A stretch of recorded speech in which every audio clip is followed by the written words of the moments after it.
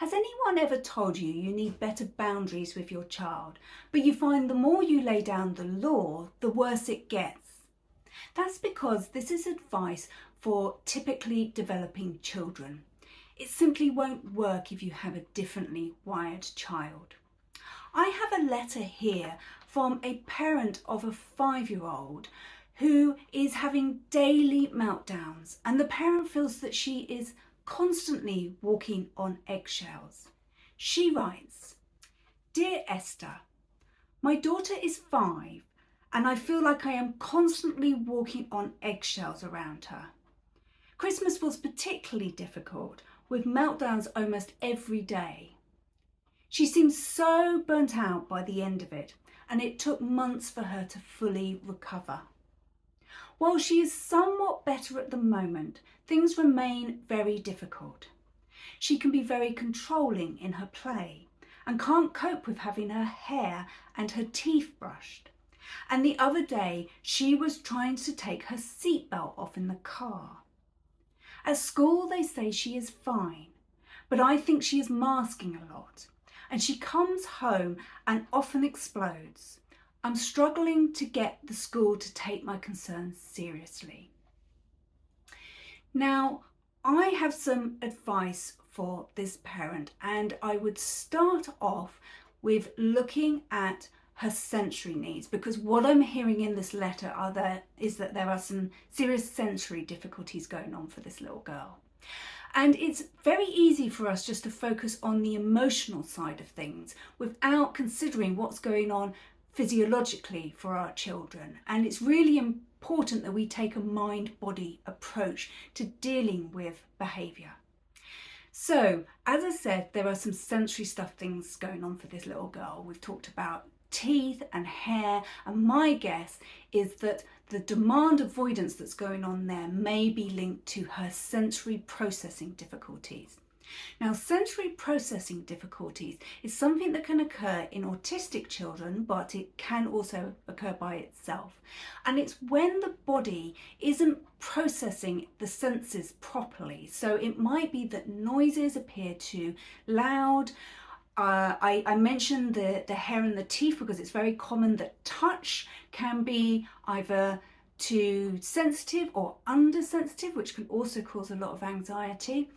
It might be that your child is constantly on the go because they need lots of movement, because there's a sense called vestibular, which is how our body manages movement, and it could be that their vestibular sense is under responsive, so they're constantly moving. Or it might be that they're constantly climbing and jumping on things, and this relates to a sense called proprioception, which is how our joints and our muscles link to each other. Now, if you think your child may have sensory processing difficulties, then you need to speak to your GP and ask for a referral to an occupational therapist.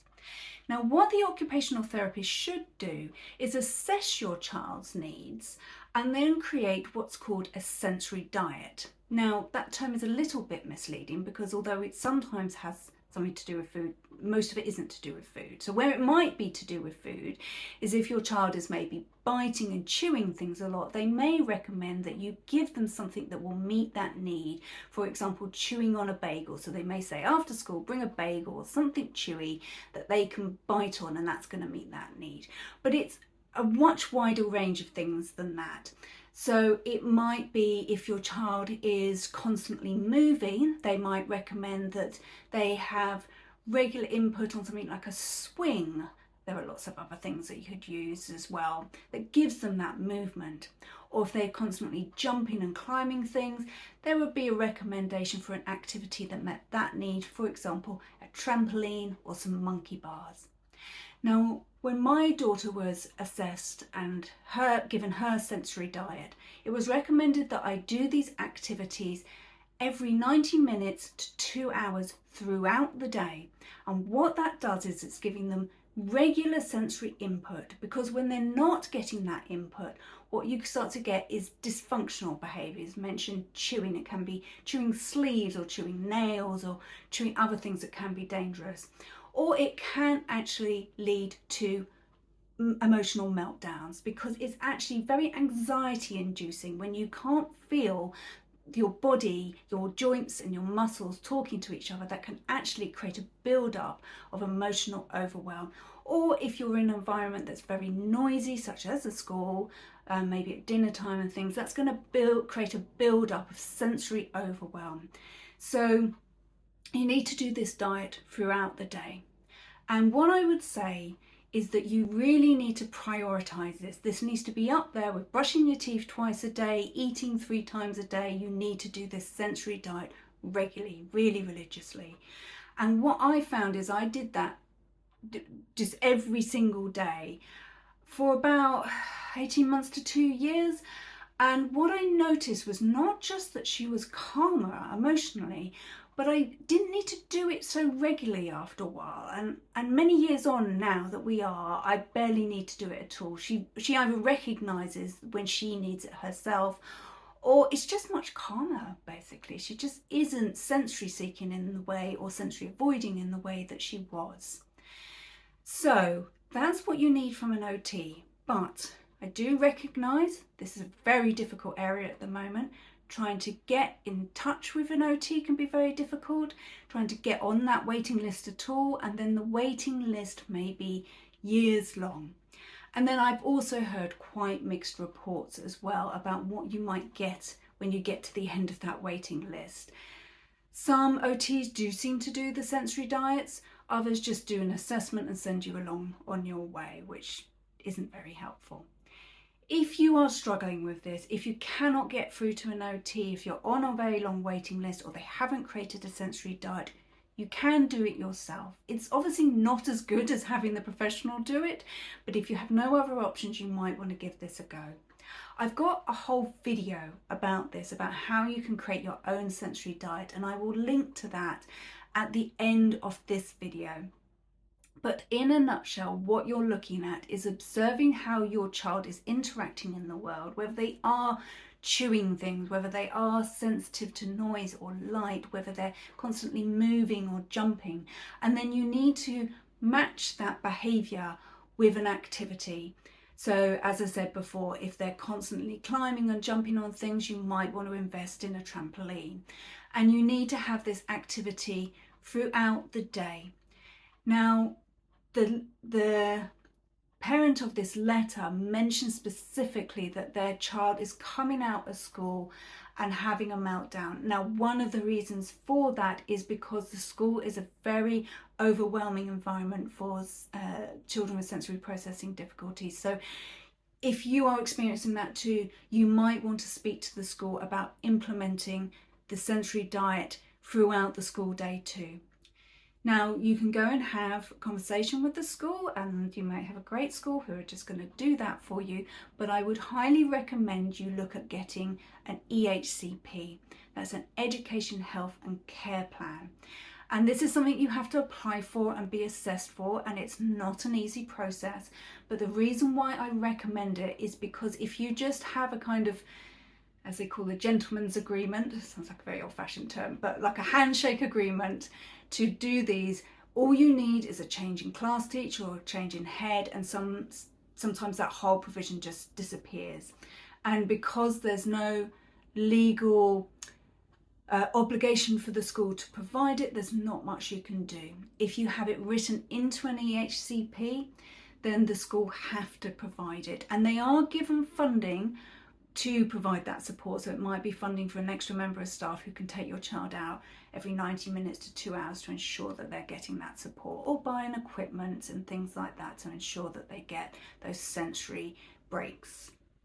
So I would recommend strongly to this parent that you start off with a conversation with the school about how your child needs this input throughout the day, and potentially also applying for an EHCP to make sure that that is implemented. Now, there may be other things going on in school, so if you're finding that that's not helping, you might want to go in and have a further conversation about other triggers in the school day that might be causing this behaviour. So the other thing that I would be looking at is, it sounds like this child has some demand avoidance going on. And that's not just because they're naughty, it's usually because anxiety levels are extremely high. And that's what some of these meltdowns might be linked to. It probably is linked to the sensory difficulties, but it also might be because they can't cope with all the demands put on them.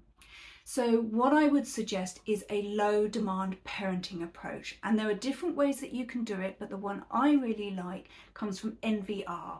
That's non-violent resistance. And this is a relationship first parenting strategy. And it has loads of great tools within it. And one of my favorites, because I also have a demand avoidant child, and one of the things that I found had the biggest impact on our family life was implementing what they call baskets.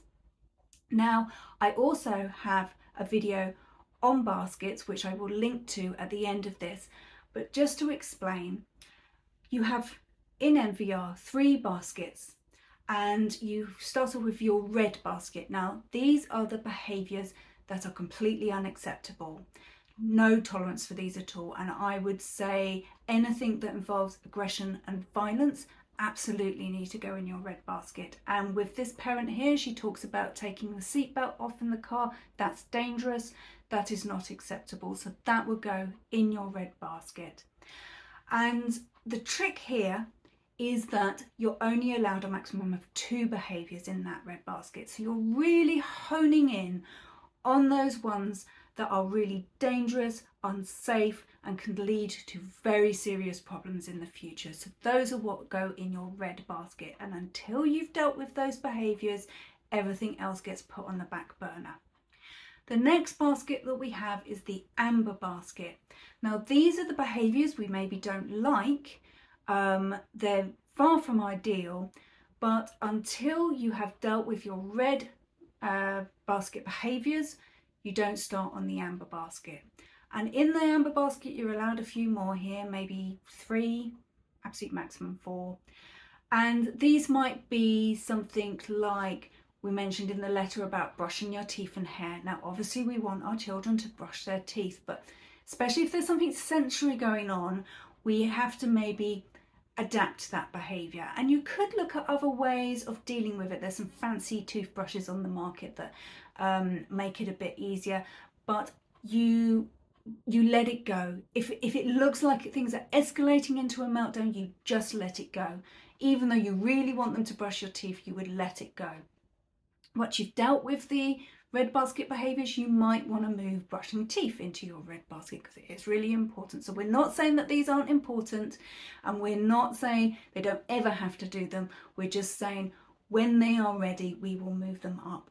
And I have been using the baskets technique for years, and I promise you that this is not letting them get away with it.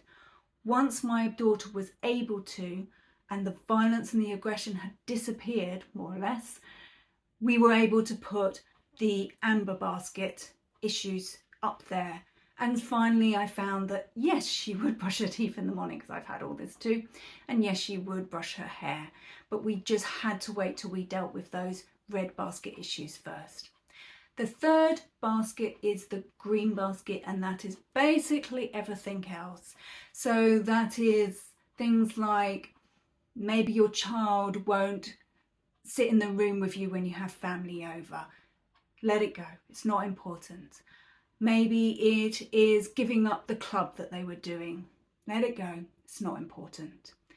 And it might even be something like homework. Now, I know that's controversial, but the evidence for the effectiveness of homework is pretty shaky at best.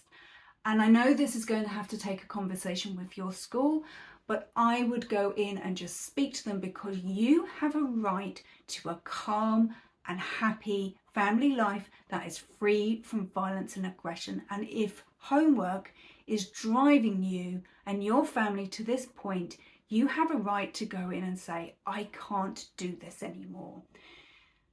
There are alternatives. The homework can be combined into the school day, but really I would just say, this is causing more harm than good, and we need to do something else, and you're within your rights to do that.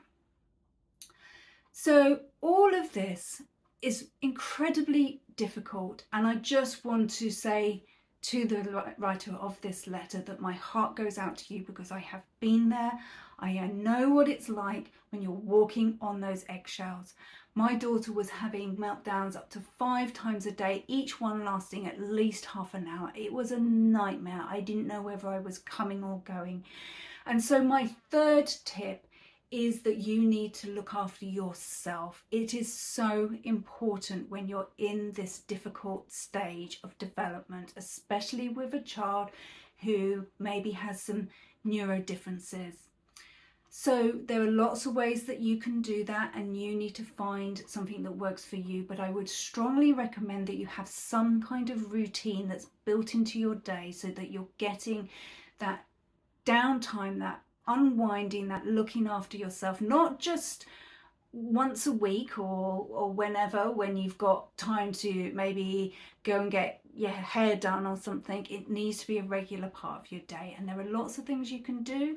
I start my day with some yoga, and I also do lots of journaling.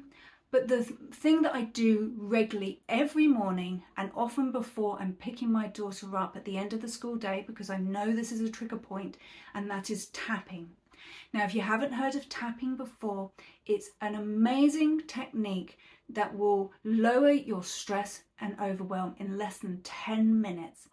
And we do that by combining the ancient Chinese tradition of acupuncture with Western psychotherapy. So what we do is we tap on certain parts of our body. They're called acupressure points. And what we know now from things like MRIs and other studies is that stimulating these pressure points seems to send a message to our brain to say, we are safe, you can calm down now, and everything's going to be okay. And these are the statements that we're reciting basically as we're tapping. Now, I have some free tapping resources that are in the link to the description. So they're in the description below this video.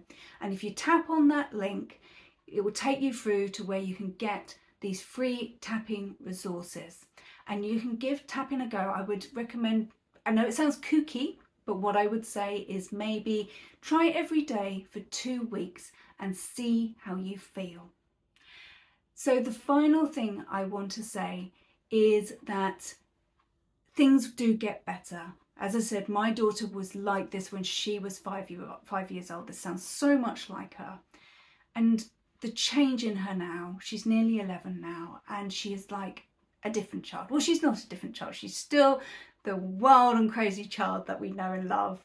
But all that behaviour, the violence, the aggression, the meltdowns, they've virtually disappeared. So I want to let you know that there is hope at the end of the tunnel. And if you are struggling with a situation like this or something different, then I'd like to invite you to write me a letter too.